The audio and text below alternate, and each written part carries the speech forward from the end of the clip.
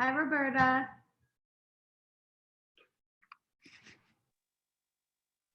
How you feeling? How you doing?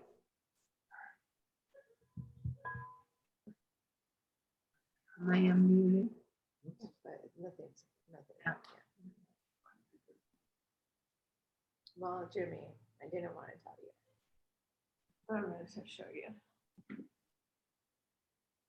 When I got home from work last night, I hadn't used them except for here. Wait, what? I hadn't used them except for here the night before. One's missing. Is it in your room? It must be Oops, they're not. because they were in the. I thought they were in the capes. No, you lose. I know. February 14th. I made Oh, homework. close. You made it like 20 minutes. I'm alright. You're gonna probably fall on your bed. They're not in my bed. I need to look better. Are those the Uncle ones? Your dad got yours or Jeff got yours? No, my dad. Costco. They're not the pros though. Your dad's not the, he's not the pro kind. Well, he did say that He's now. smart. He said now that the pros are the same price as the he paid for these. No, like, Good morning, everybody. Good morning. Nice to see you all. Good afternoon. We'll wait a couple of minutes here. Good morning, Professor Grapefruit.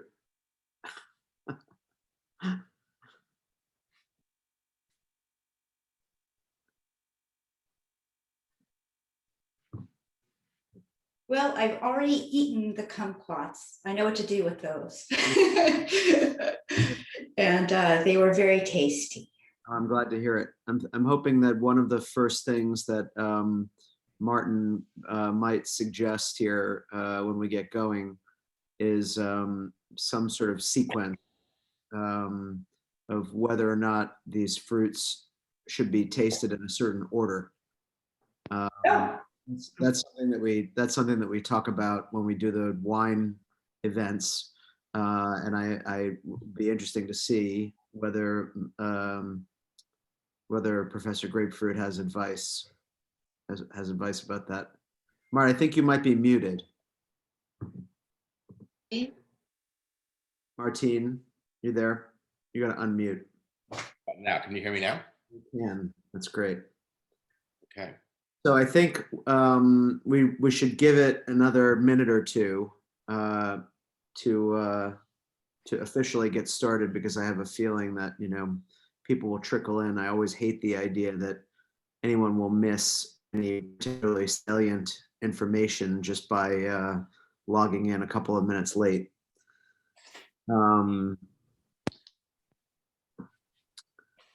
This is very exciting. Ames, are you a little excited about this? Are you? I think you're muted, Amy. Yeah, you are. I'm so excited. It's always it's nice to see friends this way. Good morning, Mr. Ingalls. Greetings, nice to see you. Hello. Hi, Bridge. My mom and dad are separated, they're living apart. I don't know what's going on. They usually share a screen, not today. Well, it's a particularly summery morning in the Bay Area. I grew up, eating citrus with snow outside. That was my experience of citrus season when I was a kid. Something except for trips to Florida, of course. I remember those early trips to Florida that I took when I was a kid, and you get citrus and 82 degrees and sunshine, and that was a whole different experience. And of course, that's the experience that we have in California most of the time with citrus now. Is it's a beautiful sunshiny day outside and you're eating delicious grapefruit. Seems kind of incongruous to me, from my childhood, but it's a nice alternative. All right, well it's 11:04. I think that we might as well get started. Martin, thank you so much for agreeing to this, for inspiring this, for helping us to put these bags together. I think that probably, it's not an exaggeration, Amy can correct me if I'm wrong, but maybe 70 people bought these bags in the last week, these citrus bags. I don't know where all of them are this morning. They're going to miss out on all of this, all this edification, citrus edification. Mart, do you want, maybe you can start by saying a little bit about, you can introduce yourself, because I think some of the folks who are here probably have never met you. And maybe you can say a little bit about how you got into the work that you do, and tell us a little bit about the work that you do. Sure. I am Martin Bournhonesque. I grew up in Berkeley, very fortunate to basically have Kermit Lynch and Chez Panisse down the street or down the road. And my parents were not fanatics about any of that world, but they, you know, they frequented and intersected with that world. And that was just what was around me growing up. I also had a country French grandmother, my dad's mother, who cooked amazing, simple country French food. And I paid attention when I was 7, 8, 9 years old. Jumpstart all the way to when I was in college growing vegetables in the backyard, which then led to my first real farm. And that was on the San Mateo coast. And I basically decided at age 25 to do an alternative life of farming for chefs and then eventually home cooks. And to try to have the largest chef's kitchen garden that I could on a professional level. And then also to integrate a lot of other farmers' produce into what I offer. And so segue 25, 30 years and counting. That first farm didn't work out after 10 years. And I started my second farm in the Salinas Valley, where I've been since 2003. And so I farm on 21 acres and grow produce there of many, many different kinds in Soledad and Salinas. And I deliver to restaurants and grocery stores in the Bay Area, and I ship once a week to New York. And I have a CSA as of a year ago because all the restaurants stopped buying, and I pivoted to a website-based CSA. And so that's now a key part of my business. And when I, in between my farms, I was a market manager for the Ferry Plaza Farmers Market back before it moved to the Ferry Building. And that is where I met Vince Bernard and Bernard Ranches. He was one of the farmers. And after leaving that job, one of the things I started doing was buying his citrus to offer restaurants as I was starting my second farm. And so we've had a roughly 20-year relationship. Vince Bernard is kind of more fanatical than most farmers I know, and we tend to be a fanatical bunch because that's what it takes to get it done. And so his previous job was as an FAA air traffic controller with his. I just want to make clear for everybody that this man that you're talking about, Vince Bernard, is the fellow who grew all the citrus that we have, right? Yes, I'm sorry. So Vince Bernard, Bernard Ranches, is located in Riverside and also Escondido. And they have 4 or 5 different small orchards of 6 to 10 acres each around Escondido and San Diego, plus Riverside. And then he goes to LA farmers markets. He comes every Saturday for San Francisco and San Mateo farmers markets. He sells me citrus. He sells Berkeley Bull and Monterey Market. And he sleeps like 3 hours a day. And so that's, and what's nice and interesting about his citrus is he picks it fresh every week. He doesn't, I mean, I think they wash it a little bit, but in general, it's very minimalist, as in they pick it off the trees into plastic totes and into cardboard boxes, which means it's not waxed, it's not coated with a fungicide, which is, you know, other than even organic citrus is coated with wax, because at the supermarket, it needs to look polished and shiny.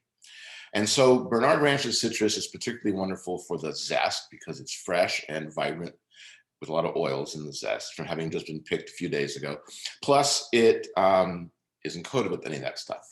So I call it naked skin.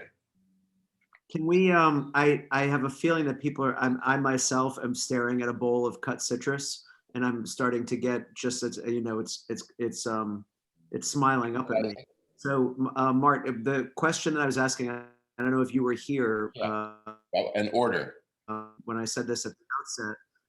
In order, do you suggest an order? What do you think? I kind of do, just like you would start with a light white. I would suggest starting with the Oro Blanco because it's the most subtle and least acidic of the fruits. Probably leading ultimately to the kumquat because it's the most intense in its own way. You don't have to ask me twice. Yeah. So these are kind of an odd grapefruit in the sense that they have a very thick pith. And so they're very inefficient. Like you buy a case and it weighs less than the other grapefruits because there's a lot of air in it, in that pith. But I have yet to find the right words to describe. It's kind of rosy, fragrant, flowery, almost like an orange. It has a hint of orange flower or citrus flower to it. What do you think, Matt? I think like white flower. I mean, I'm not so well versed as a horticulturalist. It seems like to me, it seems like within the realm of the smells and tastes of flowers, it would be in that kind of high tone, like like white tea, for instance. Yeah. Before we finish with this, I want to have a conversation about, especially ode to all of your culinary gastronomic background. I want to have a conversation before we finish this about what are your favorite things to eat with citrus. I think that'll be super interesting. But let's hold that until we get through some of this. And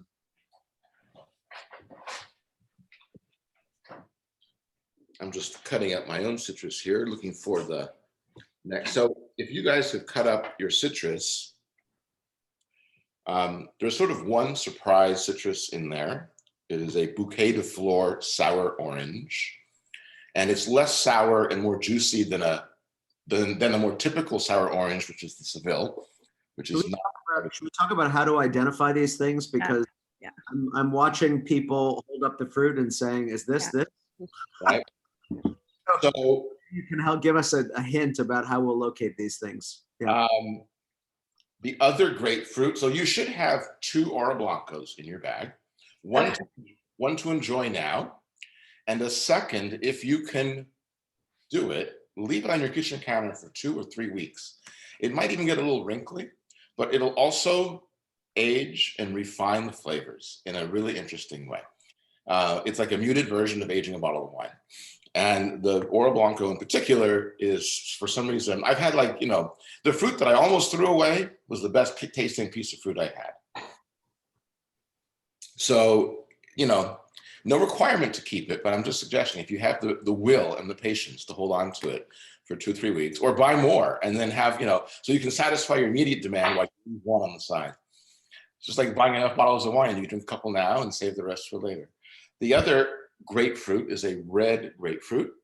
And I'm not sure we want to go to that one or to oranges. We could do either way.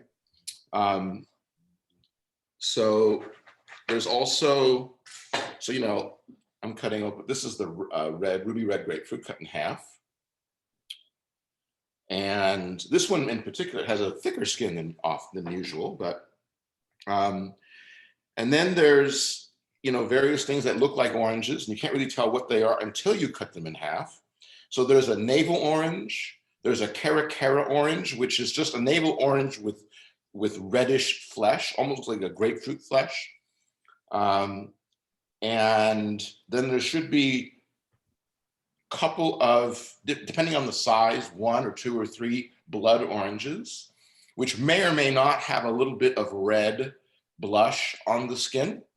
That's a blood orange. Some of them are much darker with the red on the skin than others. There's a wide variance in the color of blood orange skin.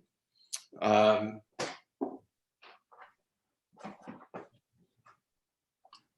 just to give you an idea, I haven't cut it yet, but this is the Bouquet de Fleur sour orange.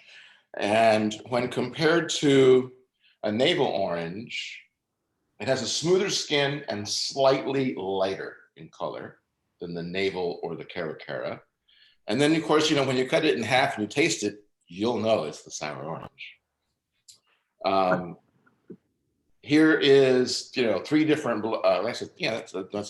so, you know, that's a couple of bloods, one very dark, one not so dark. And I can tell you right now, I just got this yesterday from Vince Bernard, and there's already a moldy spot on it. And which is one of the things I probably should mention, because it's not coated with a fungicide, you may have had one piece of fruit. You know, some of you had one piece of fruit that went bad in the bag before you could eat it. And I extend my apologies, but also it's a reminder of the best tasting fruit is usually close to going bad on you. Mhm. So what I would like everyone to think about is like, it's okay if a piece of fruit goes bad, buy a little extra because it's part of the package. So I've cut up, so this is this is like a trick question. This is not 2 halves of the same fruit, but it looks like it is. This is one navel, one regular Washington heirloom navel, and one caracara navel orange. Can you flip those around again? Can we see the, yeah, amazing. Right. The skin on one looks a little ruddier than the other. Yeah, that's the regular navel, the heirloom navel. The caracara is smoother skin. Yeah. Mm. So year round, there's citrus, but in particular, in the wintertime in general, there's a bounty of specialty citrus of many, many different varieties. And it's not exactly as you might think. Some things happen in the late fall in November, like Satsumas and Myers and Yuzu and Sudachi. There are these specialty Japanese citrus, which we don't have today because they're long gone. And then that season arcs from November into late December, starts the first bloods. But actually, Vince Bernard's orchards being in Southern California, Riverside and South, for whatever reason, his season is later than the main citrus, especially citrus season in the Southern San Joaquin Valley. So much of the citrus that I'm selling and offering my customers in November, December, and the first half of January mostly comes from Rising Sea Ranch, which is in Reedley, which is just west of like Sequoia and Kings Canyon National Park. And that area of the Southern San Joaquin around Reedley, Visalia, Porterville, et cetera, is where all the best stone fruit and citrus comes from. And, you know, we get that stone fruit starting in mid-May through September, and we get the citrus starting in November through March or April. And so right about now, most of that Southern San Joaquin Valley citrus is starting to wane. And right now, Bernard Ranch citrus comes in a big way. So his fruit is peaking, which is kind of why I initiated this. I brought in some citrus for Matt to taste because it was like, well, you know, he complained he never had a good blood orange. And I wanted to fix that. I said that, didn't I? I totally forgot that I said that to you. Oh, wow. So, you know, we'll get to the bloods. They're full flavored in different ways. I would say let's taste the navel, the regular navel orange, which is the orangey orange one. And of course, you know, the end of it, there is, I don't know if you can quite see there, that's the actual navel, right? And not every, it's like the scar from the blossom. And the interesting thing, so navels do not have seeds. They're all clones, cuttings from 1 or 2 original trees that were brought from Africa and are now surrounded by barbed wire in Riverside. So if you Google orange tree original or, you know, or first orange tree Riverside, you can see that there's like a park and a fence and for the last 130, 40, whatever years, I think that was in the late 1800s that tree arrived and got planted in somebody's backyard. And so the navel orange. Now it's a tourist. Now it's something for tourists to see. It might be. You know, I don't know exactly. I mean, I think it's like a little regional park. And so I'm going to taste it. That's like your straight up, wonderful, normal orange.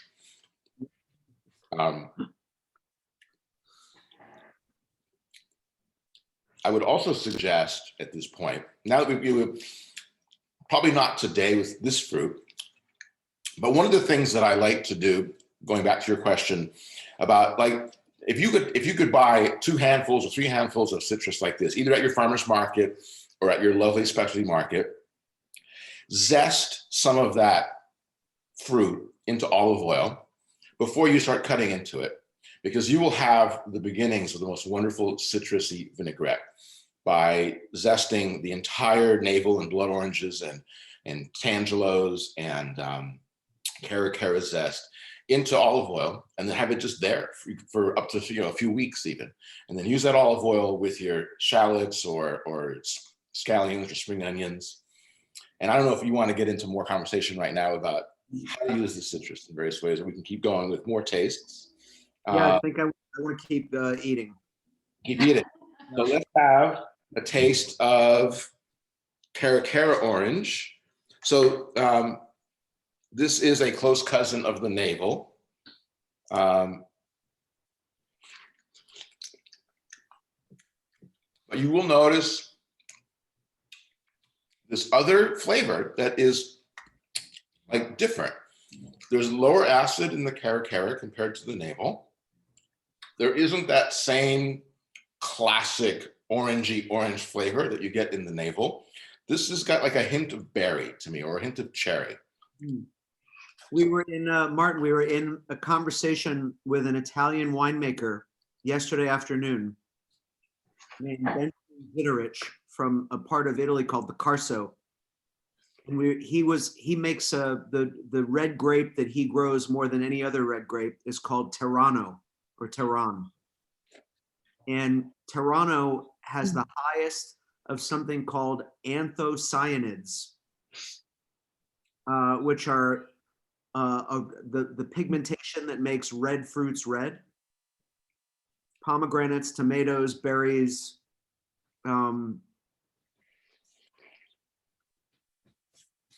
And if you read about that that pigmentation, you read about all of the things that have historically been said. It was said to cure anemia, and it's an antioxidant. Cool. And I'm sure, I mean, there's no way it's not present in something like a blood orange. You can taste it. Yeah, well, wait till we get to the blood oranges, because if there's a hint of berry in the cara, the blood orange can actually be overwhelming in the berryness of the fruit. In a way, to me, is similar with a Concord grape. Did we skip the ruby grapefruit, or is that? No, we're going to get there. Okay. What I thought was we could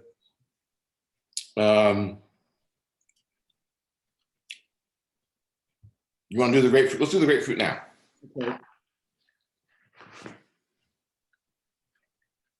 So one of the things I was going to say about Bernard ranches is because of their different orchards between Riverside and Escondido, and because of different varieties, even though this is the specialty citrus season, they have lots of it, they also have citrus almost year round.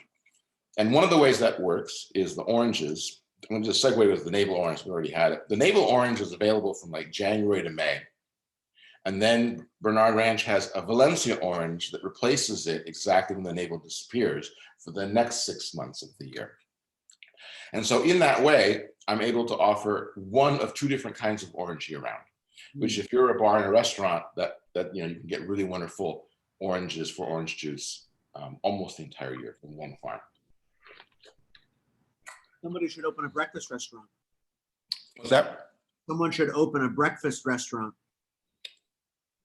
Well, You know? exactly.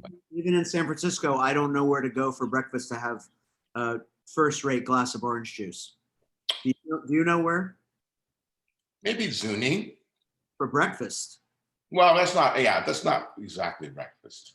So this is another thing that I cannot, as a farmer, trying to navigate all the issues of a farm as a business, labor costs are going up so much that I cannot help but want to answer your question by saying that great glass of grapefruit or orange juice from these grapefruits or oranges in a restaurant would probably have to cost you $10.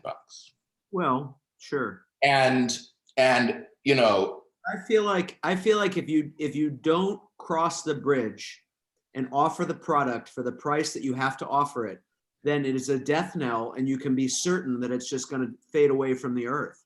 so If everybody is so daunted by the cost, the ridiculous cost of some of these things, so much so that they don't present them at all, then I think they wither. I fear that me as a small farmer trying to maintain a small business of selling the best product at a price that leaves me 2 nickels at the end of the day, is it a death spiral?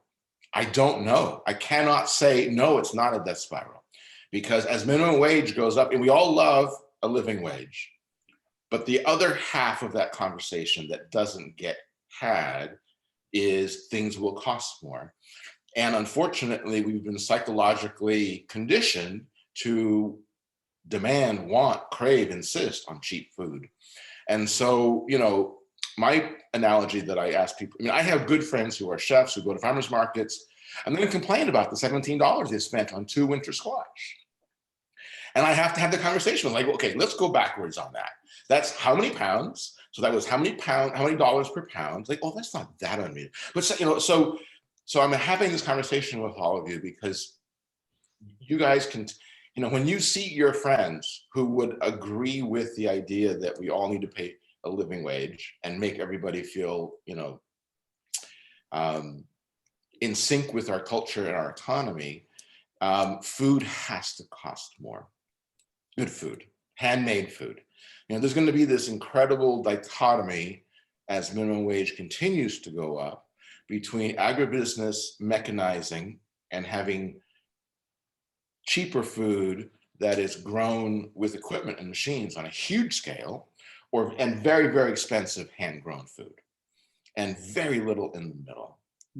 And that's what I fear. And I'm talking to my CSA customers about this in the sense of, when you went and bought that bouquet of flowers for $15, you didn't think about the price. I'm saying this metaphorically, right? Psychologically, people are not conditioned to think cheap with their orchids or with their bouquet of flowers they bring home. And it sits there for 3 days and then they throw it in the compost bin, right? But for those things that are perceived as not specialty, not fancy, ordinary vegetable, why am I paying so much for a winter squash? Why am I paying so much for onions or whatever? And so it's sort of my mission to just remind everybody to think about the reality that artisanal farming is at right now. And so anytime you go to a farmer's market and you think, God, that is expensive, agree with that feeling that you have because it is genuine. On the other hand, try to get past it and just imagine that's what they need to get. I need to spend that. Or I can't because whatever, but respect that. Like, it's not too expensive when you see those prices. It's just that you're not comfortable paying that. And to spread the word about this, because that's the other half of this conversation that we're not having that makes people like me think we're in a death spiral. All right, I'll stop with that now. I just want to quickly observe Bridget's comment in the margin here. Bridge, I just tasted that ruby grapefruit. The Oro Blanco, I have a long addiction. I have Oro Blanco problems in the wintertime, but the ruby grapefruit is like nothing I've ever tasted before. Yeah, I agree with you. Okay. Astonishing. Are you into that one, Mark? Yeah. I'm eating the red grapefruit now. Yeah. It's pretty wonderful. Pretty wonderful. One of the things that's interesting to me is to chart the kind of the path through these different flavors. It's something that I've said this about wine a number of times.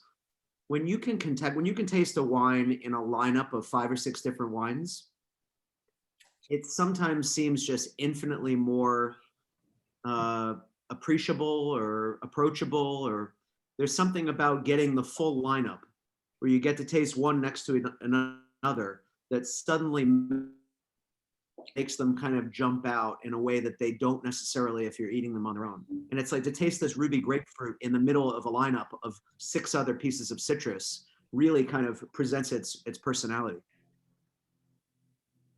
in a way that maybe otherwise we take grapefruit for granted. I mean, grapefruit occupies an interesting place in American sort of, culinary, in the American culinary imagination, right? The grapefruit is the fruit in probably 50 states that you can count on finding in whatever kind of mediocre condition it is or with whatever mediocre flavor it has, but it's on the menu to be scored, in sections and sprinkled with Splenda or something that's our institutional winter fruit in this country, is it not? Does anybody disagree with it? I mean, am I right about that? You can always order grapefruit. That's the token fruit, on most winter menus around the country.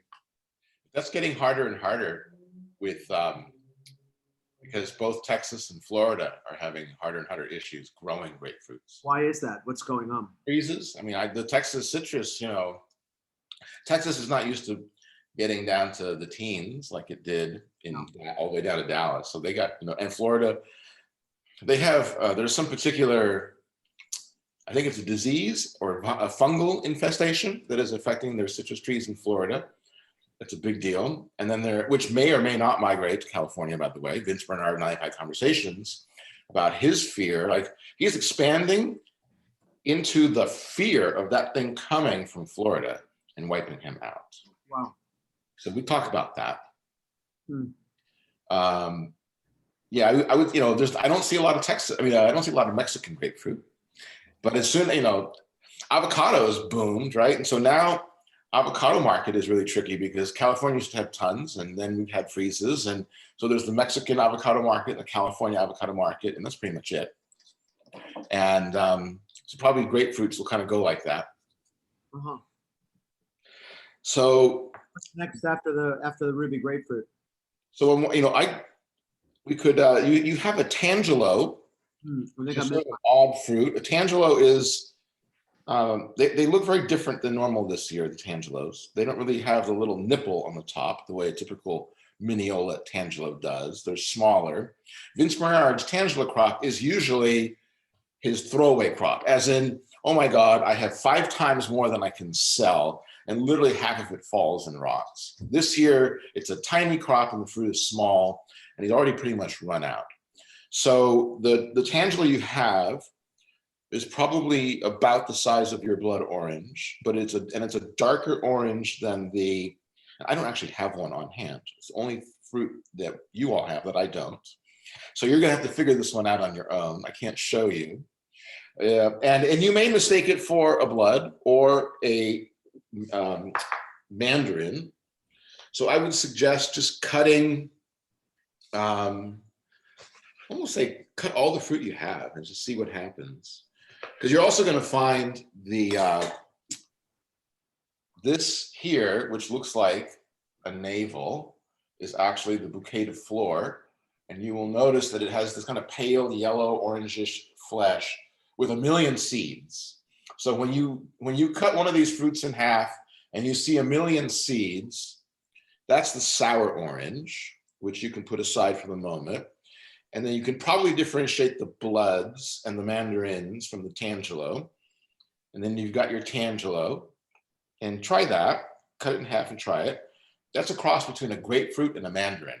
So it's a particularly acidic fruit.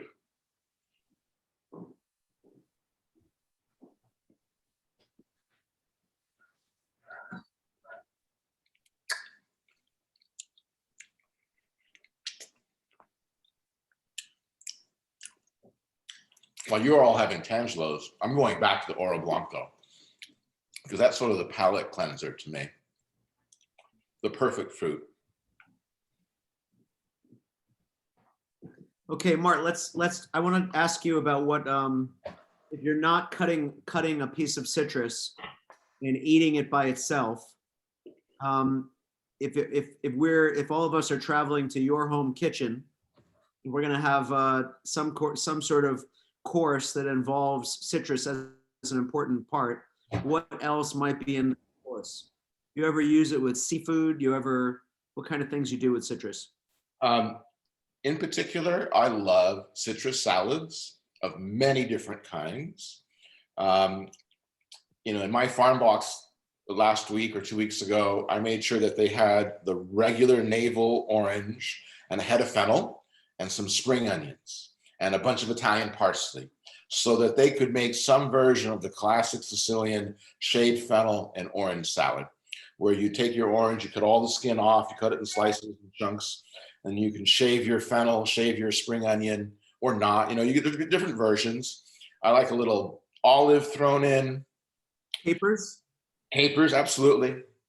Caper leaves, even, something.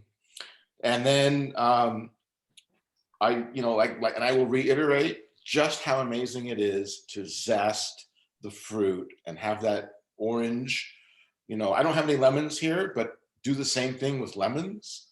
I would, if you like beets, particularly Kyoja or gold beets, and you just simply roast your gold or Kyoja beets in the oven. And then after they've cooled, you peel them and cut them up and use that citrus olive oil infused with the zest with your sherry vinegar and maybe some chopped up spring onion or shallot. Boom. I mean, there's something about orange, vinaigrette, and beets. Like that earthy flavor of beets and that citrusy aromatic flavor of the orange zest in the olive oil is amazing. And then stretch it out with some blue cheese, walnuts chopped up. If you got your chicories in the wintertime, then you get a chicory salad with citrusy vinaigrette and blue cheese and the beets. You can throw all that together. That could be your perfect vegetarian, not vegan, but it would be an incredible entree salad. For a winter, I love a huge bowl of my chicories, escarole, radicchio, tossed with a vinegar, with the citrus vinaigrette and blue cheese, croutons or nuts. Right. Should we get into talking about the bloods? Sure. So, we all had a Tangelo, and so these bloods are amazing. Let's see here, can I do this? So here's 2 bloods. And these are, they're not overripe, but they're a little more ripe than I was imagining. The ones from, say that again? How do you know that? Because of the color of the flesh? Partly, yeah. Sometimes, I like the ones that are like before they peak, where there's almost like a rainbow inside. So it's like dark, like this one here, you can see how it's darker red on one half and lighter red on the other. Earlier in the season, they can be even more of like a rainbow color like that. I have a couple more. I wonder if one of them. Yeah, like here's another blood that has a little bit lighter red to it. So, question is, what does it taste like?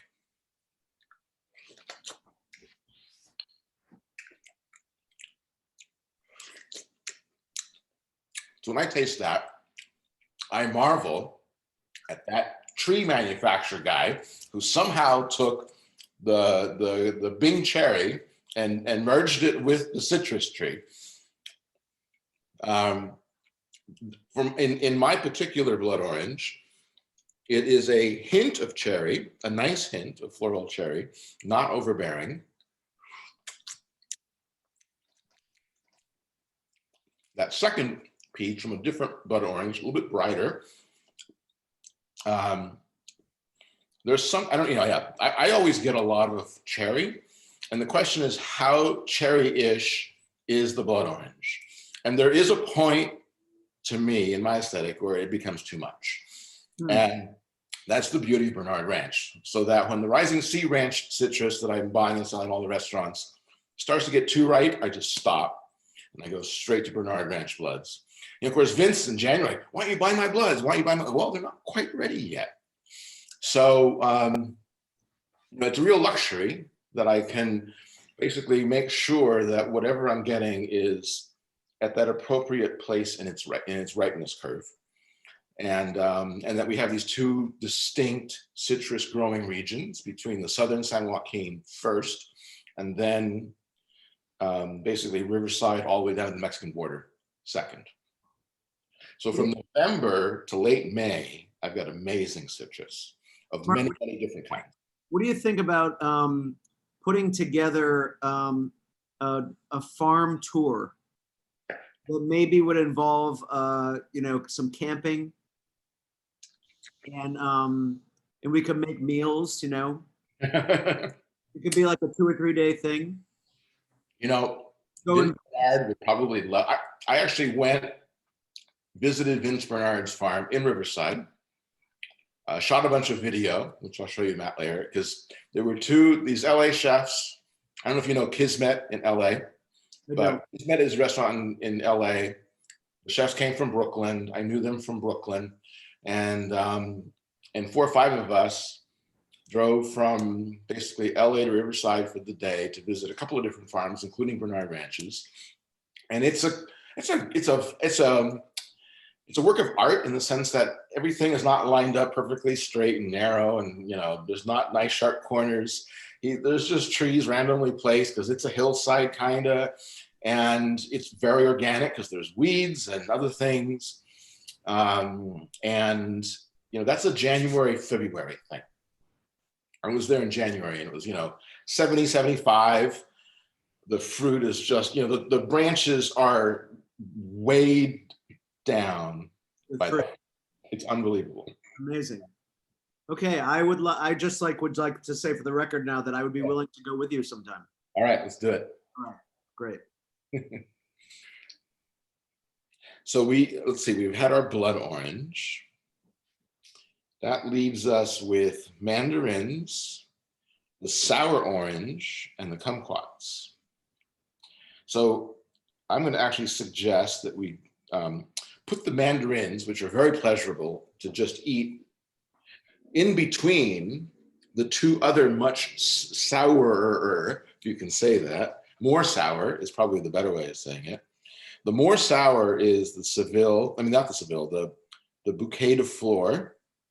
And I'm just going to try to take out most of the seeds before I put my teeth into this.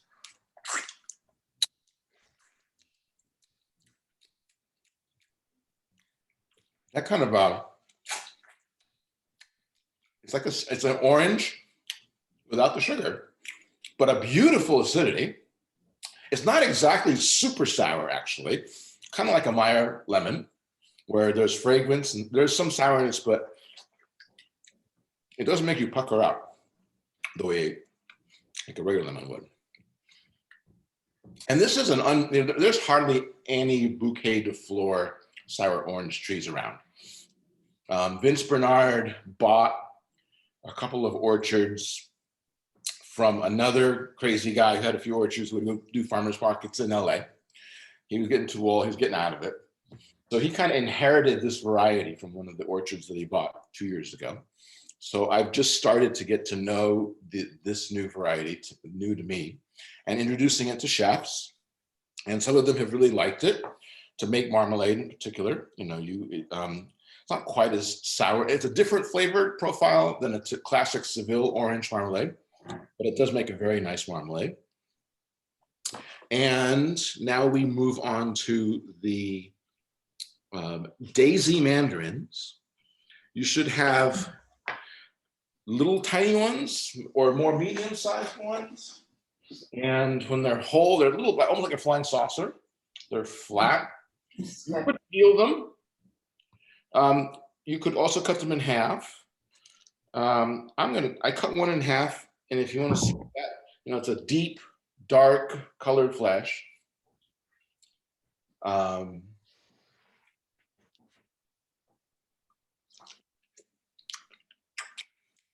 So these daisy mandarins,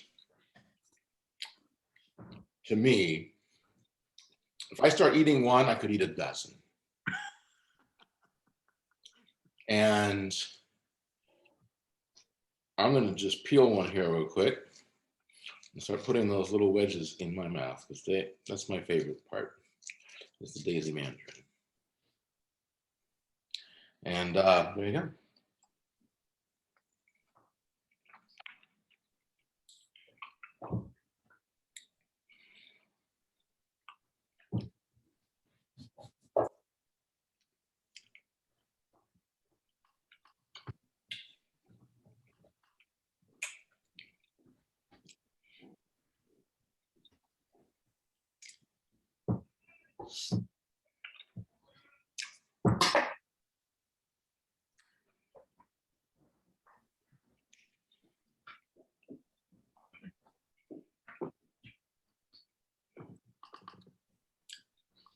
Martin, I'm going to ask a stupid question. Please. The universally striking thing to me about all of this fruit, with an exception of one, I think maybe it was a tangelo that I cut into last night that was not in good shape, but out of, I don't know, 50 pieces of fruit, of this fruit that I've cut in the last 10 days since we started talking about this, every single piece that I cut has the most gorgeous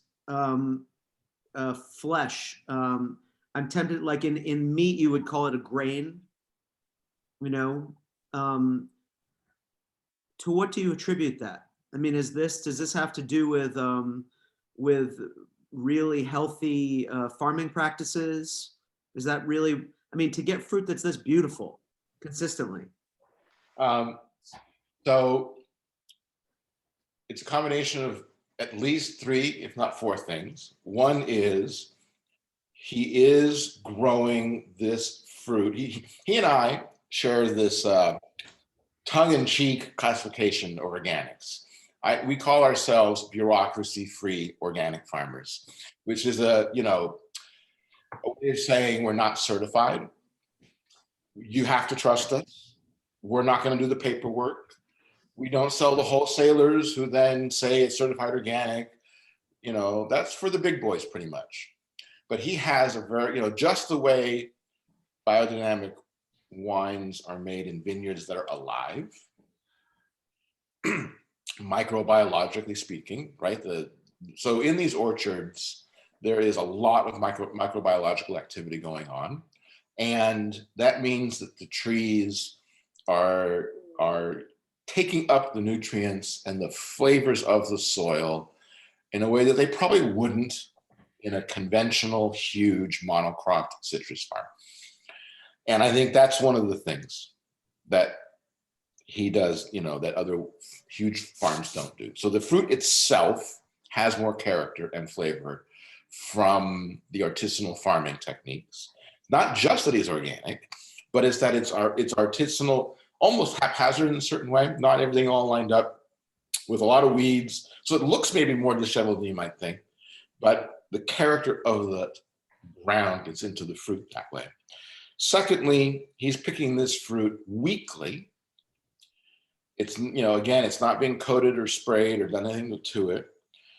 So it's much fresher fruit than you would normally get, because a lot of fruit, even, or like if you were to get Berkeley Bowl, might get it from Earl's Organics, but gets it from the orchard, and maybe the orchard stripped the trees and packed it by the pallet, and then they kept it in their cooler for 2 or 3 weeks, and then delivered it to Earl's, and then it went from Earl's to Monterey Market. I mean, not that it's bad, but it's just not the same as picking fruit that was picked 4 or 5 days ago, or even 10 days. Like some of this fruit was picked 10 days ago, some of it was picked 3 or 4 or 5 days ago. And so it has a brightness and a freshness to it.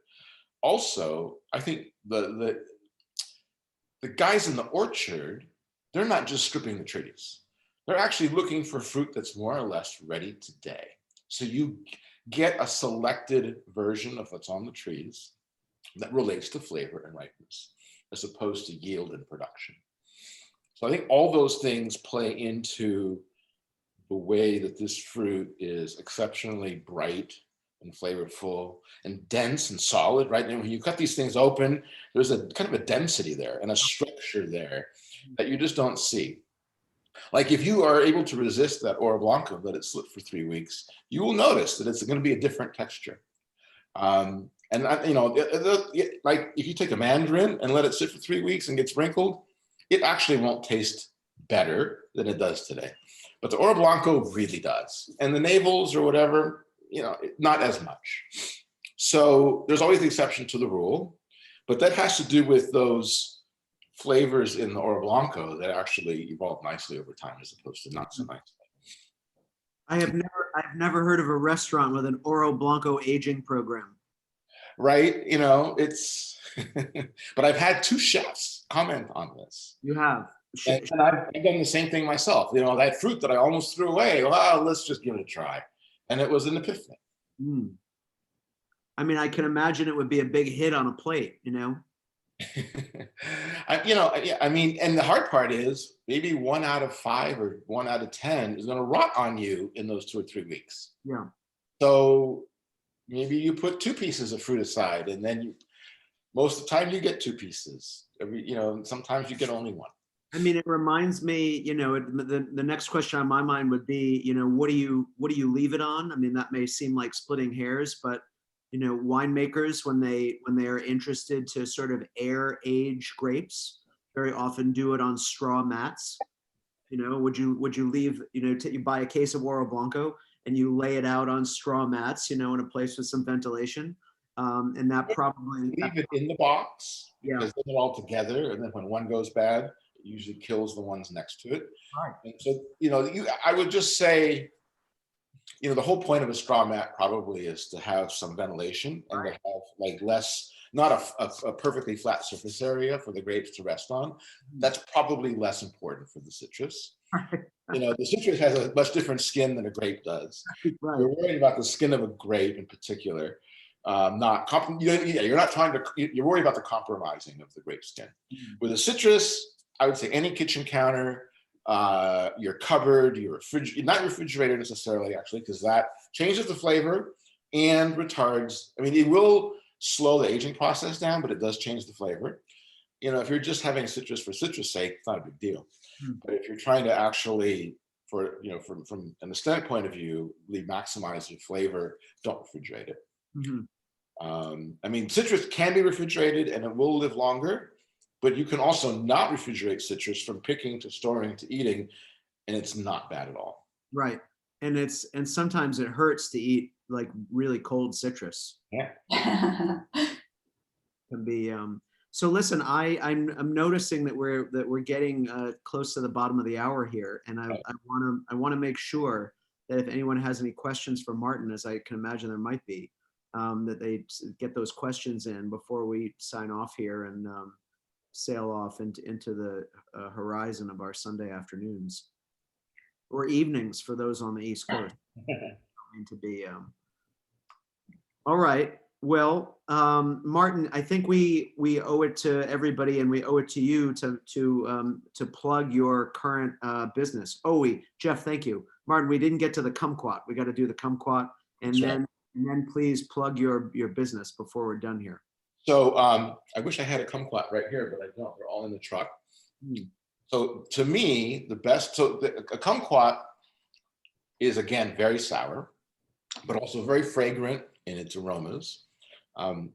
Instead of, you take one of your kumquats, and instead of cutting it in half, just nibble on the end of it so that you pretty much get a nice chunk of skin and none of the flesh on the inside, and just kind of like work that in your mouth, because it's the only citrus I know of where it's as if the sugar is in the skin, because it's sweetish, fragrant, nice to eat.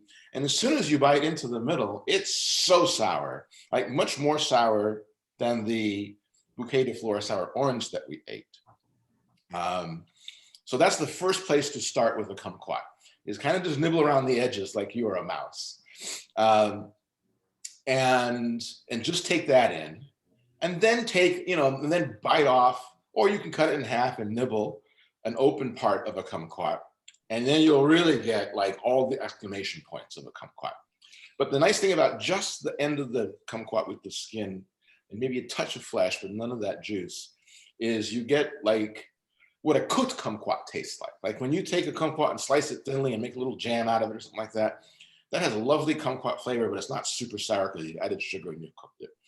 Well, or if you can also take kumquat and cut it in half and then take the seeds out and then slice it very, very thinly, or mince it up as if it was a shallot and use that in a vinaigrette instead of your zested other citrus. Kumquat vinaigrette is really nice, minus the seeds, of course. Great. Tell us about. Tell us. I have something just to show everyone here. Sure. We have a Valencia orange tree in our backyard. And I'm just going to point this out here. And this gives us tons of Valencia oranges. Are you seeing it? Oh my gosh, it's huge. It's enormous. Yes. Yeah.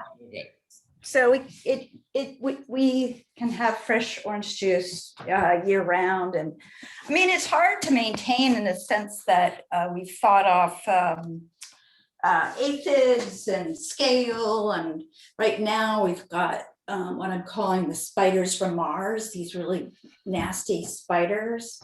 So I'm, dealing with that. But anyway, it's I think it's one of the few orange trees in the sun. I mean, I'm in the Mission District in this, in the middle of the city. So I have this orange tree that's great.